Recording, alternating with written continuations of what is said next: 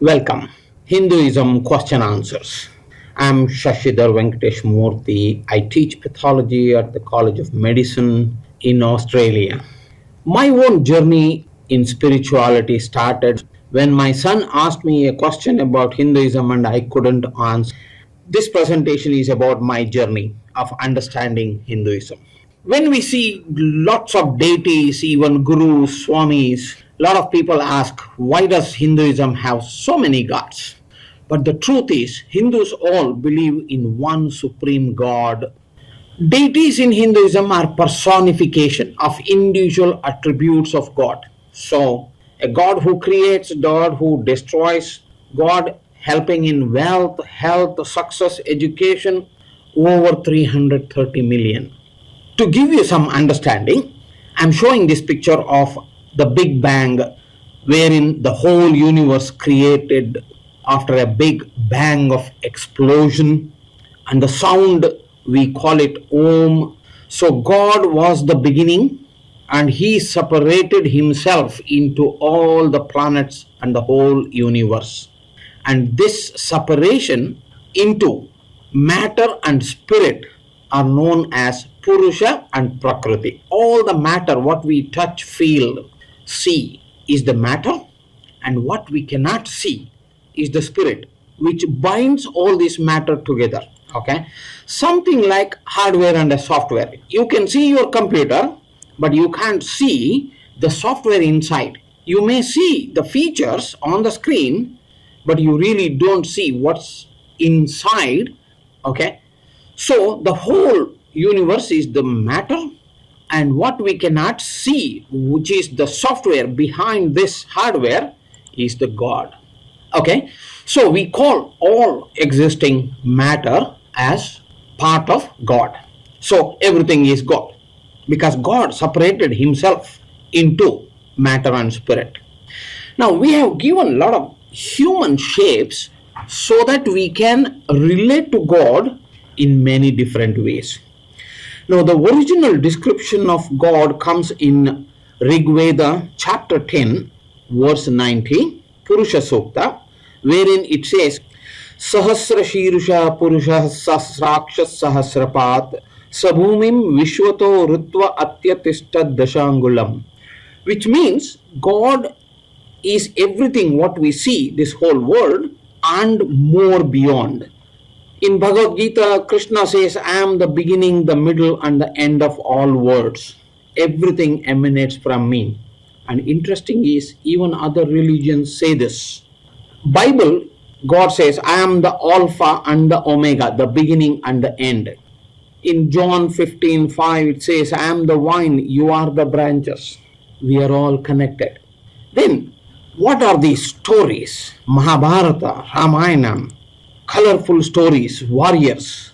All these great stories of kings and warriors were created to convey the complex knowledge of Vedas, the knowledge of God, to common people.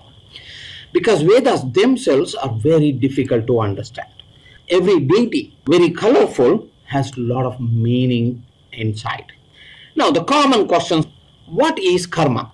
Simply, karma is the universal principle of cause and effect. Means whatever is our actions, good or bad, come back to us in future. If you do good actions, good fortunes will come to you later.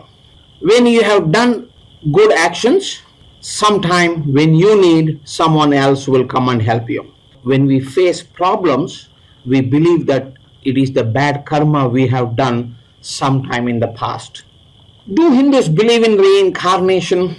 Yes, we believe the soul is immortal and takes birth time and again. Through this process, we experience and finally we graduate from physical birth, same as reaching heaven. In Hinduism, we believe that just one death, we don't go to heaven. Only when we understand the God, then we reach heaven. So, when we are born, the soul has come from our previous life. The birth and death are just a transformation of the body. The soul is evolving and it is in the journey towards reaching God. And every death is just change of the body to a new body based on our karma. If we have done a good karma, we'll get a good next life. Why Hindus worship cow? Yes, we do worship cow, but we don't just worship cow. We honor all creatures. Remember, God is everywhere. For Hindus, everything, this whole world is representation of God. Even to snakes, monkey god, bird gods, and we have elephant gods. Now, why especially cow? Early civilization, it was an agricultural economy. The cow was the source of all the livelihood. So people made it religious not to kill cows. Are Hindus idol worshippers? Yes, we worship idols, but not the material of the idol. Okay? We worship idol as a representation of God. Something like a national flag. When you salute a flag, you don't salute the cloth, the colors, but you salute your country, what flag represents. And whenever we do traditional prayers, it has 3 steps. First, we invoke God into the image or the statue, and then treat the statue as God. Praise, treat, we offer food, we sing prayers to God, and then at the end we send him off back to the universe. So the truth is, God is there everywhere. We worship even fire god. Now, are Hindus vegetarian, forbidden to eat meat? Not necessarily. Actually, in Vedas, it says there are 4 types of people who eat different kinds of food. An intellectual person has to eat veggies. A warrior has to eat meat. So, there are different kinds of food for different people. In general, when we do prayers, we do vegetarian meal.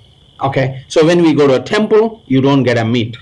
Now, do Hindus have a Bible? Is there a single scripture?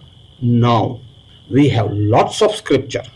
Hinduism started much early, before the invention of paper. And later when the writing started and the scriptures were written on these plant leaves, even now it is preserved, and now they are being translated, and now we have libraries. But the 4 major writings on which the Hinduism based is known as Vedas, simply meaning wisdom, knowledge. Rig Veda is the major, which talks about nature of God. Then we have Sama Veda, Yajur Veda, Tharvana Veda. Because Vedas are very complex, then the saints wrote stories, epics, Ramayana, Mahabharata, Puranas, which dramatized the Vedic knowledge which people can easily relate to. Why do Hindus wear a dot? It's known as kumkum on the forehead, females.